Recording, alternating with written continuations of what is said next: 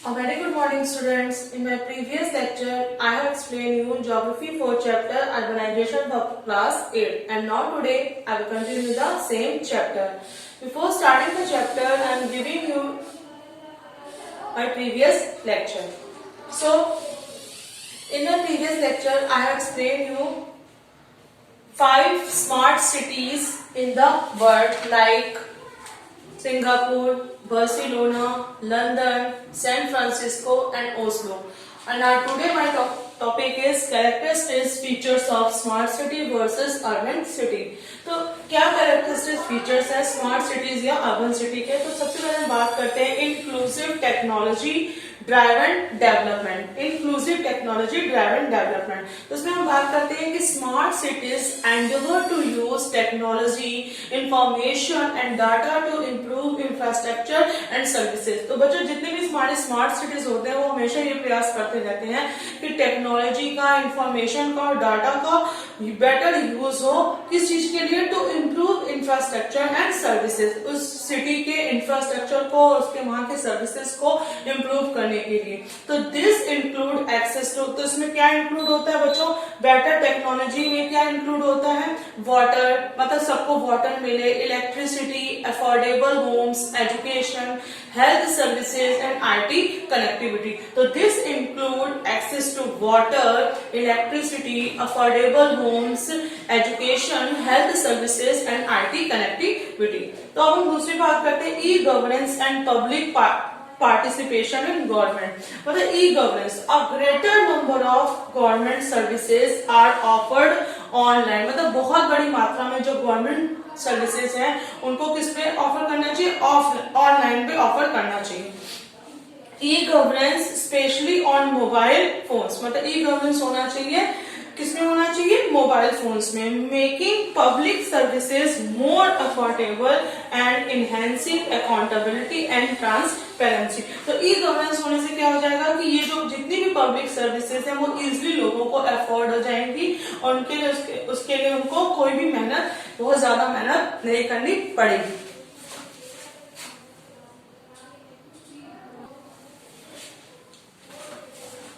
अब हम next characteristics की बात करने जा रहे हैं, इंक्रीज मोबिलिटी।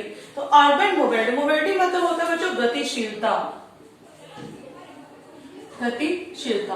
तो urban mobility in enhanced by increasing access to public transport and innovative solution. तो जो हमारी अर्बन मोबिलिटी है, हमारे शहरों में जो गतिशीलता है वो कैसे इनहेंस, कैसे बढ़ती है? To public transport and innovative solution. मतलब कि हम कायदे से अपने सिटीज में, स्मार्ट सिटीज में सोल्यूशन लाए तो हमारी जो वहां की अर्बन मोबिलिटी है वो क्या होगी? बढ़ जाएगी। जैसे क्या सोल्यूशन लाना चाहिए? सच एज स्मार्ट पार्किंग, वहां पे स्मार्ट पार्किंग का अरेंजमेंट होना चाहिए। इंटेलिजेंट ट्रैफिक मैनेजमेंट, वहां का ट्रैफिक मैनेजमेंट बहुत इंटेलिजेंटली गवर्न होना चाहिए। And integrated multi mode transport, तो वहां पे ट्रांसपोर्ट कैसे होना चाहिए? मल्टी मोड ट्रांसपोर्ट होना चाहिए। तो इस तरह के हम तरीके अपना के वहां के अर्बन मोबिलिटी को क्या कर सकते हैं? बढ़ा सकते हैं। नेक्स्ट हमारा आता है सेफर मोर लिवेबल नेबरहुड्स। तो इसमें हम बात करते हैं कि smart cities government redevelop poorly planned area. तो स्मार्ट सिटीज गवर्नमेंट को दोबारा डेवलप करना चाहिए। किसको दोबारा डेवलप करना चाहिए? पुअरली प्लान्ड एरिया, मतलब बहुत ही प्लान्ड, जो बहुत गरीब प्लान्ड एरिया है, जैसे कि सच एज स्लम्स। स्लम्स क्या होती हैं बच्चों? हमारी झुग्गी बस्तियां होती हैं जिसमें कि बहुत ही आपस में सटे सटे एक एक कमरे के घर होते हैं। तो smart cities government redevelop poorly planned area such as slum and endeavour to make neighbourhoods less disaster prone, create and recreational spaces and enhance the standard of living. तो स्मार्ट गवर्नमेंट को क्या करना चाहिए कि जो पुअर स्लम्स है उनको redevelop करना चाहिए और वहां पर ऐसे नेबरहुड को वहां पे क्रिएट करना चाहिए कि वो जो क्या हो, लेस डिजास्टर प्रोन, मतलब किसी भी तरह के वहां पे डिजास्टर के चांसेस ना हो, ओपन स्पेस हो वहां पे लोगों के लिए, जैसे कि सच एज पार्क, प्लेग्राउंड और रिक्रिएशनल स्पेसेस, मतलब बहुत ही स्पेस होने चाहिए for better living of standard, सही तरीके से रहने के लिए।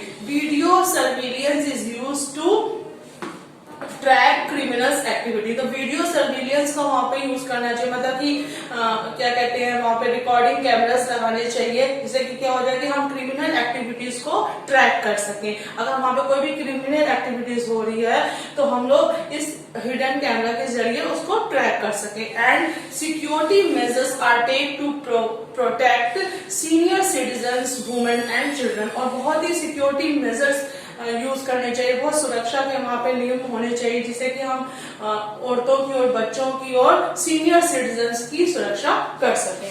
तो सेफर मोर लिवेबल नेबरहुड्स, मतलब स्मार्ट सिटीज में क्या होता है, बहुत ही सुरक्षित नेबरहुड होता है। नेक्स्ट हमारा सस्टेनेबिलिटी। तो efforts are made to generate energy and create compost from waste, reduce the amount of waste generated by the construction। तो क्या करना चाहिए, कैसे प्रयास करना चाहिए, efforts are made to generate energy, मतलब कि ऐसे प्रयास करने चाहिए जहाँ पे जिससे कि क्या हो कि वहां पे बहुत सी एनर्जी क्रिएट हो। And create compost from waste, reproduction, reforestation and destruction of building, मतलब कि वहां पर क्या होना चाहिए कि बिल्डिंग्स का जो कंस्ट्रक्शन है और बिल्डिंग के कंस्ट्रक्शन को ध्यान में रखना चाहिए। अगर बिल्डिंग हमारी डिस्ट्रॉय हो रही है तो उनके रिकंस्ट्रक्शन को ध्यान में रखना चाहिए। And manage water resources more effectively, और वहां पे हमारे स्मार्ट सिटीज में वाटर रिसोर्सेज भी कैसे होने चाहिए, इजी टू अवेलेबल, मतलब ऐसे होने चाहिए कि आसानी से लोगों को वाटर रिसोर्सेज मिल सके। तो these are the characteristic features of the smart city versus urban city, जैसे कि inclusive technology driven development, e governance and public participation in government, मतलब कि क्या होना चाहिए कि greater number of government services are offered online, बहुत ज्यादा मात्रा में जो गवर्नमेंट सर्विसेज है उनको किसमें प्रोवाइड किया जाना चाहिए, ऑनलाइन सर्विसेज देनी चाहिए। इंक्रीज मोबिलिटी, अर्बन मोबिलिटी को इंक्रीज करना चाहिए कि इनिशिएटिव सॉल्यूशंस को अपनाकर। कैसे इनिशिएटिव सॉल्यूशन करने चाहिए, जैसे कि स्मार्ट पार्किंग हो गया, आपका इंटेलिजेंट ट्रैफिक मैनेजमेंट हो गया और इंटीग्रेटेड मल्टी मोड ट्रांसपोर्ट हो गया। सेफर मोर लिवेबल नेबरहुड्स, तो नेबरहुड्स वहां का कैसे होना चाहिए, गवर्नमेंट को ध्यान देना चाहिए कि वो स्लम के रीडेवलपमेंट में ध्यान दे और वहां का एनवायरनमेंट कैसे हो, पीसफुल हो और वहां पे किसी भी तरह का कोई भी क्राइम ना हो और वहां पे सीनियर सिटीजन्स और वुमेन और बच्चे कैसे हो अपने आप को सेफ फील करें। वहां का एनवायरनमेंट कैसे होना चाहिए, लिवेबल नेबरहुड्स होना चाहिए for better standard of living. उसके बाद सस्टेनेबिलिटी, तो these are the characteristic features of the smart city versus urban city.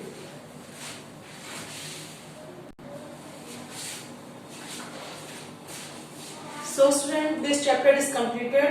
I am giving you revision of this chapter. So जैसा कि नाम से पता चलता है अर्बनाइजेशन, तो मैंने जैसा कि बता चुकी हूँ मैं पहले भी आपको कि अर्बनाइजेशन का मतलब क्या होता है, यानी शहरीकरण।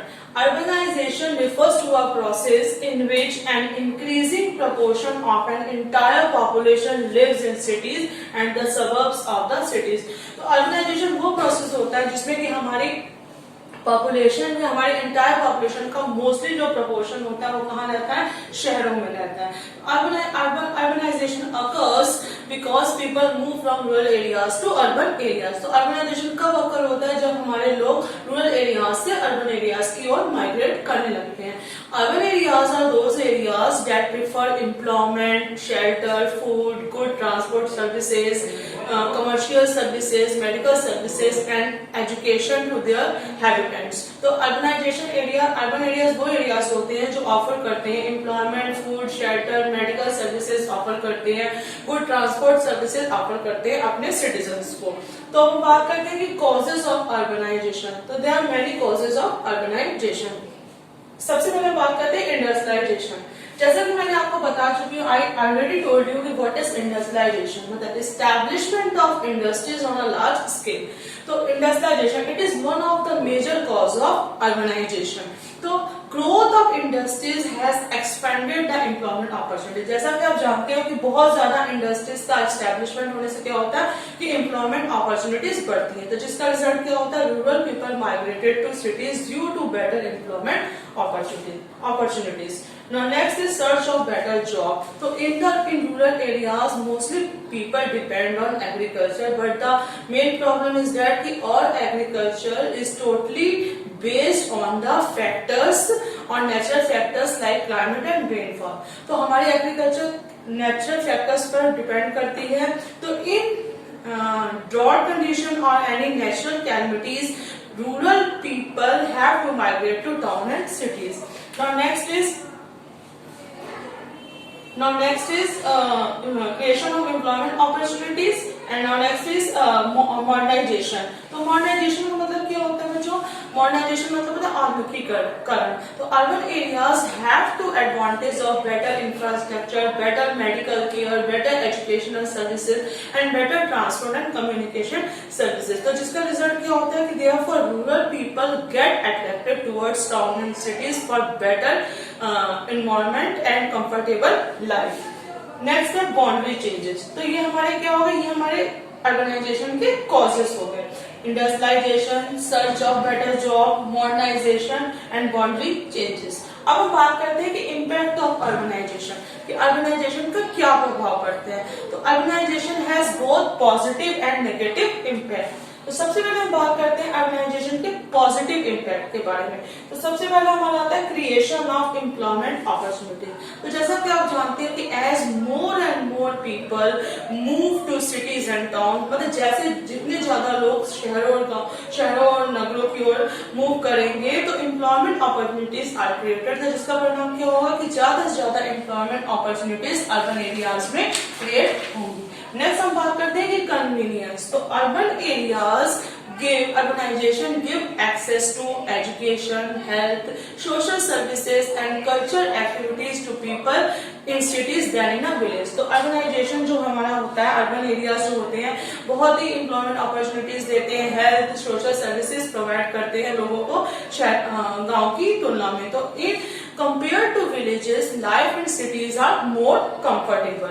Next है concentration of educational facilities. So in cities, more schools, colleges and universities are established to train and develop human resources. So thus variety of educational choices are available and students have a wide choice for their future career. तो अर्बन एरियाज में क्या होता है, बहुत school, colleges, industries establish की जाती है जिससे स्टूडेंट्स को अपने कैरियर को चुनने में बहुत ही मदद मिलती है. नेक्स्ट है बेटर सोशल इंटीग्रेशन. तो in case of urbanisation people of many castes and religious group live and work together. This creates better understanding among people and helps break down social and cultural barriers in the society. Next है हमारा exploitation of resources. तो exploitation of resources, many settlements are established. बहुत से settlements वहीं establish होते हैं जहाँ पर क्या होता है, हमारा natural resources are found in abundance, जहाँ पे हमारी natural resources बहुत ज्यादा मात्रा में पाई जाती हैं. Now next है transport and communication facilities. तो with urbanization more development of transport and communication facilities take place. So this leads to the further development of the region. और last है हमारा increase in the standard of living. तो movement of people from rural areas to urban areas also increase the standard of their living and quality of life. So these are the positive impact of urbanization, like creation of employment opportunities, convenience, concentration of educational facilities, better social integration, exploitation of resources, transport and communication facilities, increase in the standard of living. So that's all for today. I will continue my revision in my next video.